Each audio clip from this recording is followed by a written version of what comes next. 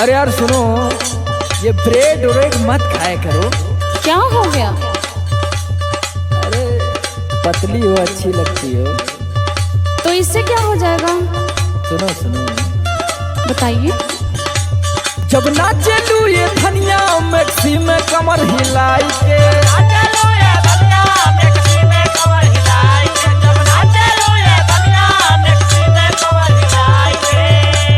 जब नाचे लू ये धनिया मैक्सी में कमर हिलाई के, तो मन करेला चुम्मा तोहे ले ली गोरा उठाई के। जब नाचे लू ये धनिया मैक्सी में कमर हिलाई के,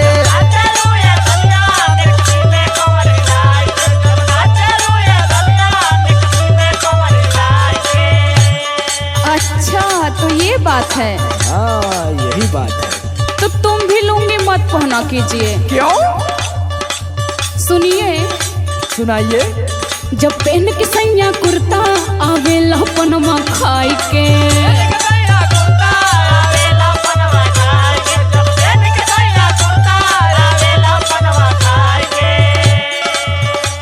जब पहन के सैया कुर्ता आवेला पनमा खाई के, क्या बात कर रही हो? तब मन करे कि भुइये तोहे कॉली प्यार सुताई के। जब पहन के सैया कुर्ता आवेला पनमा खाई के,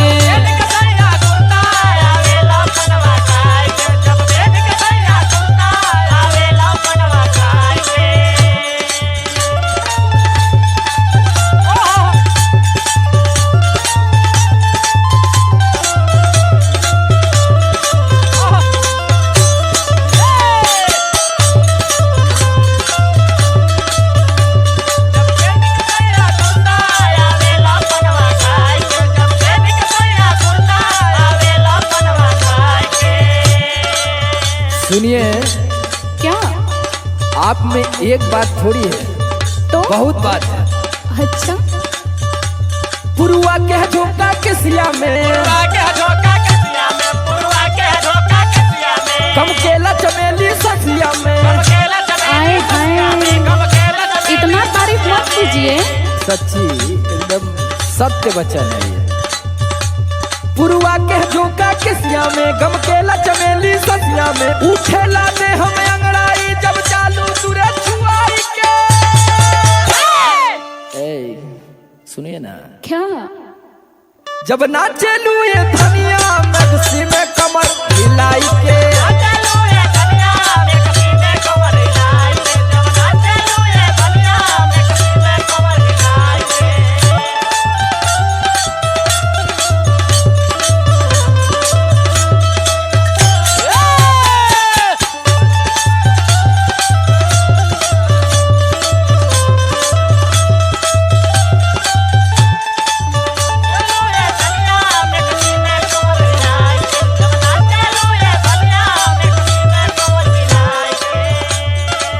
अरे वो सब तो ठीक है, लेकिन आप भी कुछ कम थोड़ी हैं।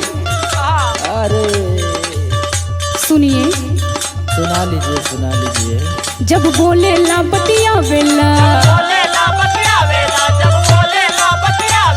अखियां से तीर चलावेला। जब बोले ला बतिया वेला, अखियां से तीर चलावेला।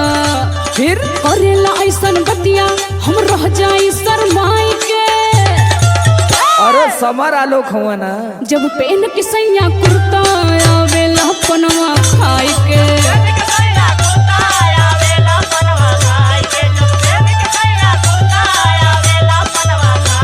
जब नाचे लू ये धनिया मैक्सी में कमर हिलाई के, जब पहन के कुर्ता सैया आवेला पनमा खाई के, जब नाचे लू ये धनिया मैक्सी में कमर हिलाई के, जब पहन के सैया कुर्ता आवेला पनमा खाई के, जब नाचे लू ये धनिया मैक्सी में कमर हिलाई के, जब पहन के सैया कुर्ता आवेला पनमा खाई के।